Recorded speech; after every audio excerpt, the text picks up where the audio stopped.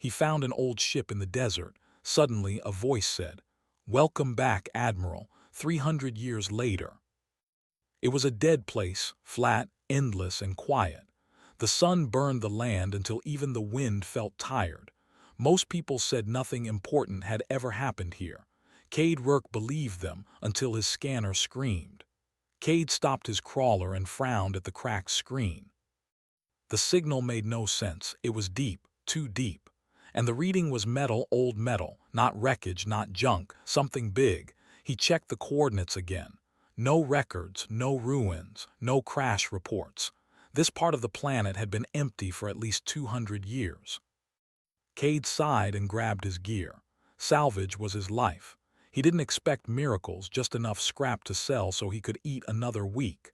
The sand gave way easily once he started digging. Too easily.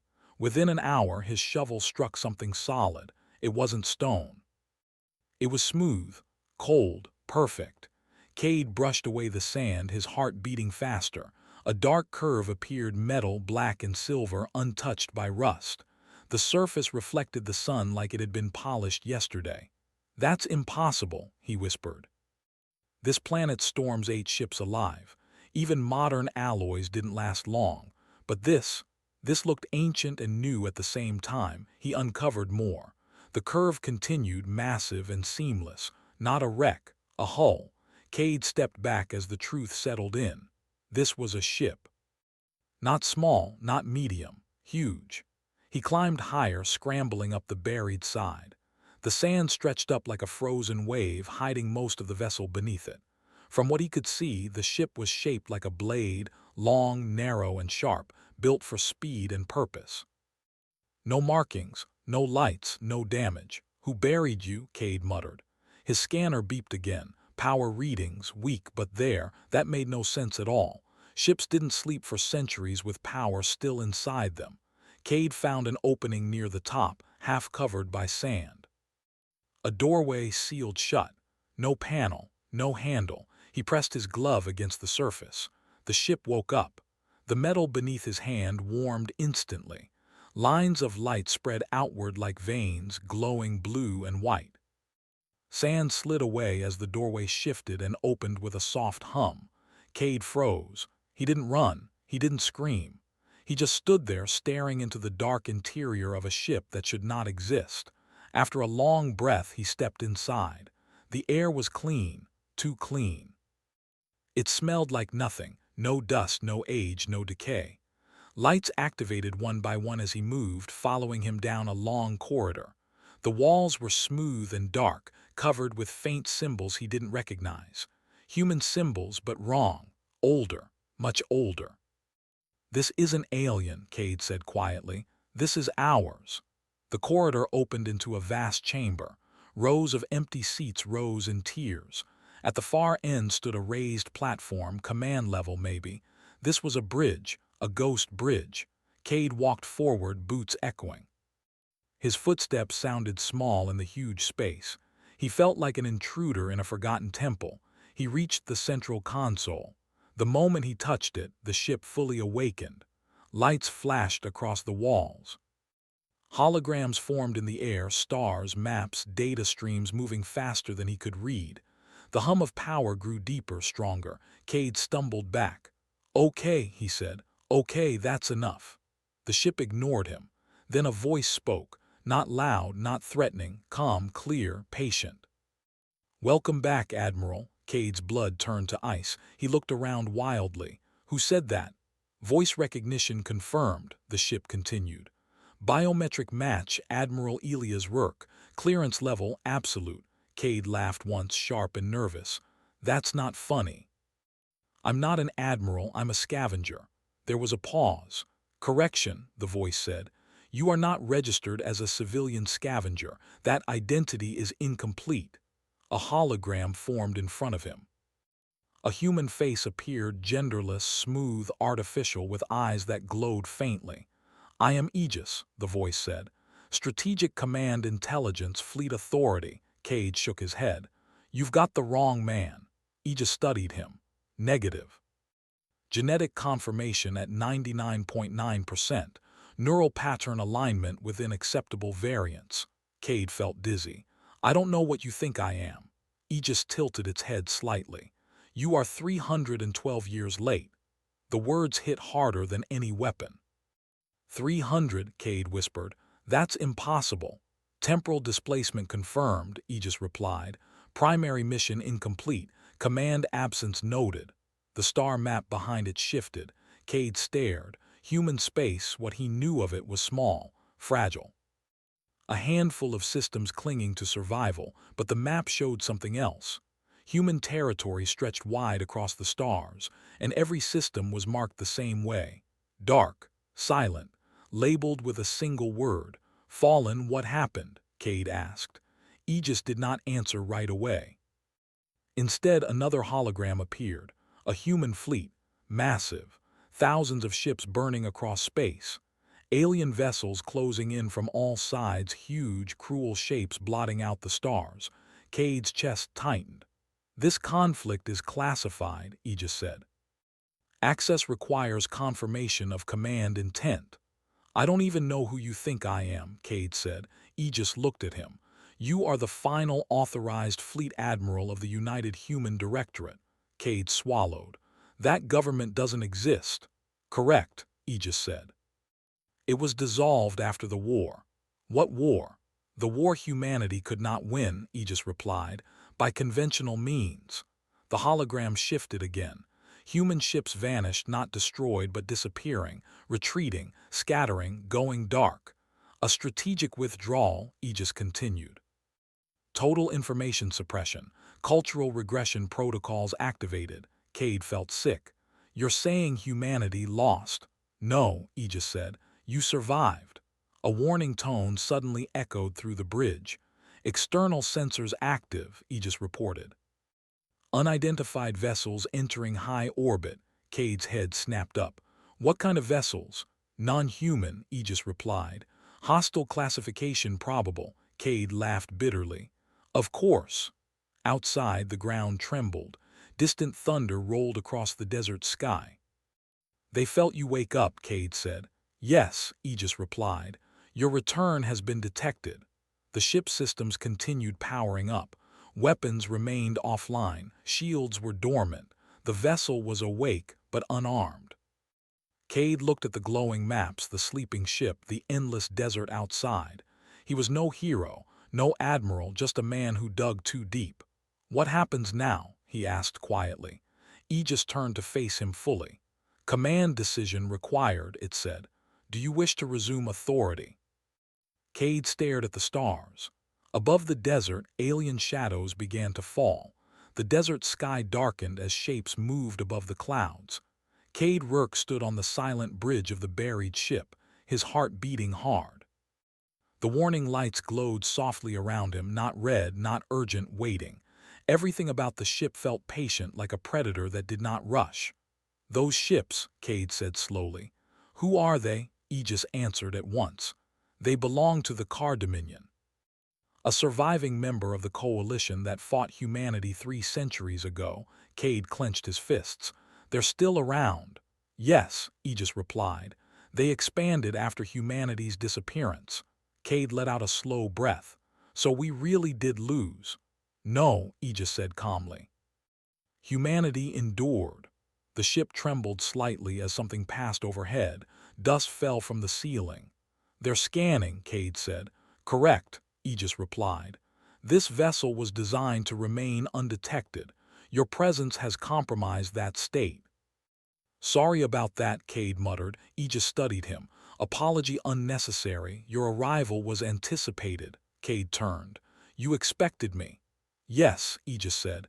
You were not meant to remember. Cade frowned. Not meant to remember what? Being the Admiral, Aegis replied. Or the war? Cade felt cold. Explain. Aegis waved a hand and a new hologram appeared. It showed a man older, stronger, wearing a dark uniform marked with ancient human symbols. The man looked exactly like Cade, just older. This was Admiral Elias Rourke, Aegis said. Final Fleet Commander. Cade stared at the image. That's not me. It is you, Aegis replied. Original pattern. Pattern? Cade repeated. Your current body is a continuation, Aegis explained. A controlled genetic recreation. Memory suppression was intentional. Cade stepped back. You cloned me. Yes. For what purpose? Cade demanded. To protect humanity, Aegis said. The hologram shifted. The bridge filled with images of burning worlds, shattered stations, and human fleets outnumbered 10 to 1. Humanity faced extinction, Aegis continued. Victory was mathematically impossible, Cade swallowed. So you ran. No, Aegis said. You hid. The images changed again. Human ships vanished from battlefields, slipping into hidden routes, deep space vaults, and forgotten systems. A long war requires patience, Aegis said. Human leadership chose survival over glory. Cade shook his head. That's not how history remembers it. History was rewritten, Aegis replied. By design. The bridge lights dimmed as alien ships appeared on the hologram, surrounding the planet. They think humanity is weak, Cade said. Yes, Aegis agreed. They believe humans are fractured, primitive, and harmless. Cade gave a short, humorless laugh. They're not entirely wrong. Aegis turned to him. They are incorrect where it matters. Outside, a beam of light stabbed down from orbit, striking the desert far from the ship. Sand exploded into the air. They're not waiting, Cade said.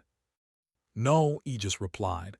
They have detected residual energy. They are searching. Cade rubbed his face. Can this ship fight? Yes, Aegis said. Right now? No, Cade cursed softly. Then we're dead. Aegis tilted its head. Negative, this ship was never meant to fight alone. Then what was it meant to do? Cade asked. Aegis raised its hand. The star map expanded, zooming out beyond the local system. Hidden points of light appeared, thousands of them. What am I looking at? Cade whispered. Humanity, Aegis said. The points pulsed faintly. Old signals, sleeping machines, forgotten colonies. After the war, Aegis explained, humanity fragmented, small groups, low technology, no centralized power. So we went backwards, Cade said. Yes, Aegis replied. By choice. Cade stared at the map. And this ship? This vessel is a key, Aegis said. A seed. For what? Cade asked. For reunion, Aegis replied. Another explosion shook the ground. This one was closer. They're landing troops, Cade said. Yes, Aegis confirmed. Estimated time to discovery, 17 minutes. Cade laughed again. Great, so what do you need from me? Aegis looked directly at him. Authorization. For what? Cade asked. To awaken the network, Aegis said. To call humanity home. Cade felt the weight of it crash down on him. I don't remember being an admiral, he said quietly. I don't remember choosing this. You chose it once, Aegis replied. You chose it knowing the cost. And what was that cost? Cade asked. Aegis paused. You. Cade closed his eyes. The ground shook again. This time he heard distant weapons fire, alien, sharp, and mechanical. They'll find us, Cade said. Yes, Aegis replied. And if I say no? Cade asked. Aegis answered without emotion. Then humanity remains hidden. The Car Dominion will continue expanding. Eventual rediscovery is probable. Extinction risk increases. Cade opened his eyes. And if I say yes, Aegis said, humanity will be revealed. Cade exhaled slowly. And they'll come for us. Yes. He looked at the hologram of the older man, the Admiral who made the choice before him. You really trusted yourself, Cade muttered. The bridge lights shifted. A single console lit up in front of him. Symbols rearranged themselves into simple words. Confirm command. Cade hesitated. Outside, alien voices echoed across the desert, amplified and harsh. They're close, Cade said. Yes, Aegis replied. Decision time is limited. Cade placed his hand on the console. Nothing happened. Why isn't it working? He asked. Aegis replied, you have not spoken the command. Cade swallowed. What command? Aegis looked at him. You must choose to be him. Cade's hand trembled. He thought about his life, the small jobs, the quiet nights, the simple dreams. He thought about a galaxy that believed humanity was weak. He thought about the desert swallowing a ship that waited 300 years for one man to return. I don't know how to be an admiral, Cade said. Aegis answered softly, neither did you the first time. Cade looked up. I accept command, he said. The ship responded instantly. Power surged through the hull, deep systems awakened. The buried vessel hummed with growing strength. Command confirmed, Aegis said. Welcome back, Admiral. A pulse of energy rippled outward, invisible but powerful, racing away from the planet at the speed of light. What did you just do? Cade asked. I sent the signal, Aegis replied. To who? Cade demanded. To everyone who has been waiting, Aegis said. Outside, the alien ships paused. Their formation broke slightly, confused by something they could not see. Across the stars, ancient human systems stirred. And for the first time in 300 years, humanity heard its own voice calling home. The alien soldiers reached the ship faster than expected. Cade Rourke stood on the bridge as sensor icons blinked across the air. Aegis tracked movement through the sand, dozens of life signs closing in from all sides. They know where we are, Cade said. Yes, Aegis replied calmly. The Car Dominion has confirmed this vessel as human in origin. Cade crossed his arms.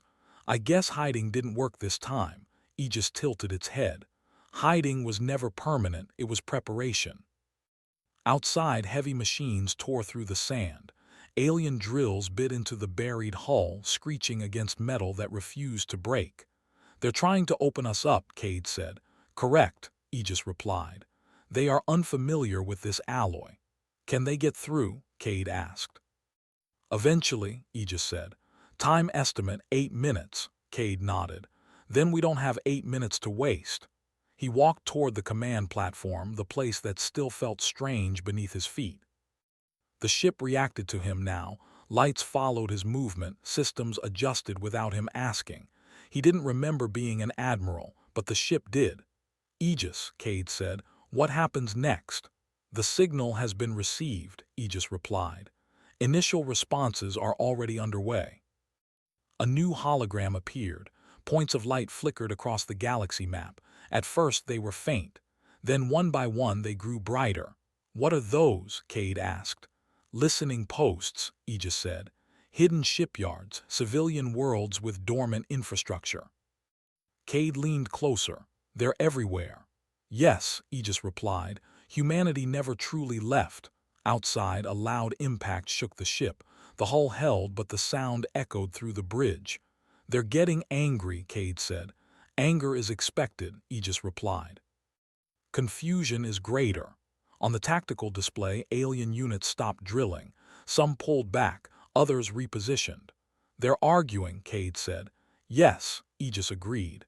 They do not understand why a dead species is transmitting a command-level signal. Cade smiled slightly. Good, another alert sounded. First response detected, Aegis said. The star map zoomed in on a nearby system. A small, dim world flared with activity. What's there? Cade asked. A colony, Aegis replied. Officially agricultural, technologically classified as low-level. Cade frowned. I've heard of it, no space fleet, no defenses. Aegis continued, that classification is inaccurate. The image changed. Beneath the colony's surface, massive structures powered on. Doors opened that had not moved in centuries. Old engines ignited, clean and precise. Human ships rose from underground hangars, silent and sharp. Cade's breath caught. They were pretending. Yes, Aegis said, as instructed. Outside the desert ship, the alien soldiers finally breached an outer layer. A section of sand collapsed inward, revealing dark metal beneath. They're inside the outer hull, Cade said. Understood, Aegis replied. The bridge lights shifted. New systems unlocked on Cade's display. Defensive options available, Aegis said. Cade hesitated. Non-lethal if possible. Aegis paused for a fraction of a second. Acknowledged. Cade felt something tighten in his chest. Even now, humanity was choosing restraint. The ship released a pulse, not a weapon, a wave. The alien machines near the hull froze. Their systems went dark, one after another, collapsing into silence. Outside, confused alien voices echoed. What did you do? Cade asked. Electronic suppression, Aegis replied. Temporary, Cade nodded. Buy us time. Yes. Another alert chimed. Second response detected, Aegis said. This time the map showed dozens of systems lighting up. Human worlds, hidden stations, long-forgotten research hubs. Cade stared as ship counts rose, not war fleets but mixed groups, transports, defense ships, explorers. They're not coming to fight, Cade said. No, Aegis replied. They are coming to stand together. The alien fleet in orbit shifted formation. Some ships backed away. Others moved closer, weapons charging. They're scared, Cade said. Yes, Aegis confirmed. They remember the war. Cade leaned back, exhaling slowly. And now they remember us. A message burst onto the communication screen, alien symbols, sharp and aggressive. They want to talk, Cade said. Translation ready, Aegis replied. The message played, human vessel. You are in violation of Dominion space. Power down and surrender. Humanity no longer exists. Cade let out a small laugh. They really believe that. Aegis looked at him. Do you wish to respond? Cade thought for a moment. Yes, he said. Open channel, wide broadcast. The alien commander appeared, tall, armored, eyes cold and calculating. This is Admiral Cade, work of humanity, Cade said evenly. You are standing on a grave you never finished digging. The alien hissed. You are alone. Cade shook his head. No, we were waiting. The hologram behind Cade shifted, showing the growing network of human signals lighting up space. The alien's eyes widened. That is not possible, it said. Cade replied calmly. You taught us something important 300 years ago. And what is that? The alien demanded. Cade met its gaze. That survival is not about winning battles, it's about choosing when to return. The channel cut abruptly. They're pulling back, Cade said as alien ships began retreating from orbit. Yes, Aegis replied. They are sending warnings. To who? Cade asked. To everyone, Aegis said. Across the galaxy, alien governments received the same message. Humanity was active. Humanity was organized. And humanity was no longer hiding. The desert ship finally began to rise. Sand poured away as massive engines activated, lifting the ancient vessel into the sky for the first time in centuries. Cade watched the planet shrink below. I never wanted this, he said quietly. Aegis answered, neither did humanity. What happens now? Cade asked. Aegis expanded the map once more. Human signals formed lines, routes, connections, supply paths. We reunite, Aegis said. We stabilize, we remind the galaxy of a truth it forgot. And that is, Cade asked. Aegis looked at him. Humans adapt, it said, and we remember. Another signal arrived, this one human. A voice, nervous but steady. Unknown command vessel, this is Colony Epsilon 12. We received the signal, orders. Cade closed his eyes for a moment. Then he opened them. Tell them, Cade said, that humanity is not gone. Aegis relayed the message. Across space, human worlds answered. The waiting was over, and the galaxy would soon learn humanity did not return with rage. They returned with purpose. The galaxy changed quietly at first. There were no great explosions. No massive battles that burned the stars. Instead, there were signals, simple, human signals, moving from system to system like a waking heartbeat. Cade stood on the bridge of the ancient ship as it moved through open space. The stars outside looked the same as they always had, but everything felt different now. Status, Cade said. Aegis answered smoothly. Human network synchronization at 68%, rising. Screens showed worlds reconnecting. Some were advanced, hiding powerful technology under simple appearances. Others were small and peaceful, farming planets that had never fired a weapon in centuries. All of them survived, Cade said quietly. Yes, Aegis replied, against all projections. Cade let out a breath he didn't know he was holding. We did something right. Aegis turned slightly toward him. You did, Cade shook his head. The old me, maybe. The difference is irrelevant, Aegis said. You are still human. The ancient ship slowed near a neutral system once controlled by the Car Dominion. Alien fleets watched from a distance, holding position. They no longer advanced. "They're waiting," Cade said. "Yes," Aegis replied. "They are afraid of making the wrong move." A message arrived, this one marked MULTI Species Council. "They want talks," Cade said. Aegis asked, "Do you wish to answer?" Cade nodded. "It's time." The hologram expanded, filling the bridge. Representatives from many species appeared. Some looked calm, others looked nervous.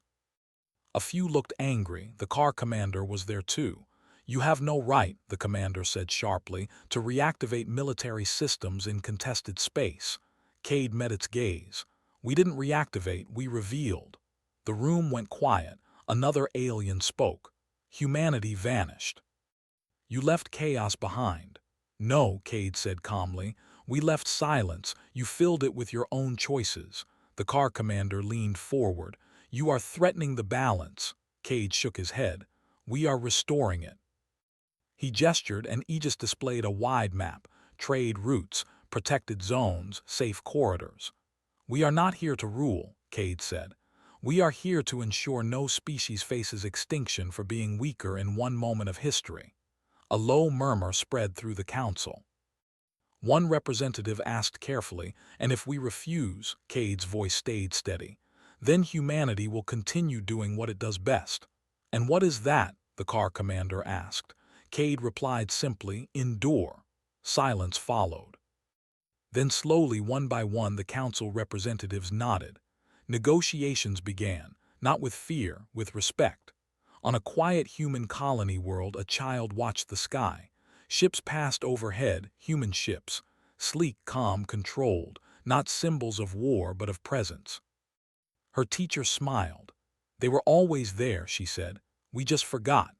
Across another system, old human stations powered on, opening libraries that had been sealed for centuries. Lost knowledge returned, not weapons first, but history. Humanity remembered who it was. Back on the command ship, Cade walked alone through a long corridor. The ship no longer felt like a stranger. It felt like a responsibility. "Aegis," he said, "what happens to me now?" Aegis replied, "You continue." Cade smiled slightly. "That's not an answer." "It is the only one that matters," Aegis said. They arrived at the bridge again. A new message waited, human colonies requesting guidance, not orders. "They're asking what kind of future we want," Cade said. Aegis nodded. "They trust you." Cade took a long breath. "Tell them," he said, "that we will not build an empire." Aegis paused. Clarification requested. "We build safeguards," Cade continued. "We help, we defend, we don't erase cultures, we don't rule by fear." "And if others try to erase us?" Aegis asked. Cade's eyes hardened just slightly. "Then we remind them why we survived." The message went out. Humanity listened. Alien space listened too. The answer came back not as surrender but as acceptance. Humanity had changed the game without firing a single shot. Weeks passed. Trade resumed across safe routes guarded by human systems. Conflicts cooled. Old enemies reconsidered old grudges. The Car Dominion withdrew from several contested regions. "They're adapting," Cade said. "Yes," Aegis replied. "As humans once did." Cade chuckled. "Guess we taught them something." One final alert appeared. "Core mission status?" Cade asked. Aegis answered, "Complete." "What does that mean?" Cade asked. Aegis looked at him. "Humanity no longer requires a hidden guardian." Cade frowned. "You're saying you don't need me." Aegis replied gently, "You were never meant to rule forever." The ship slowed near a peaceful system, blue stars, quiet worlds. "This is where it ends for me?" Cade asked. "This is where it becomes yours," Aegis said. The bridge lights softened. The ancient systems powered down, not dead, but resting. Cade felt the weight lift from his chest. For the first time, the future didn't feel like a burden. It felt open. As the ship entered orbit, a final message echoed through every human system, every listening alien relay. Aegis spoke, its voice calm and clear.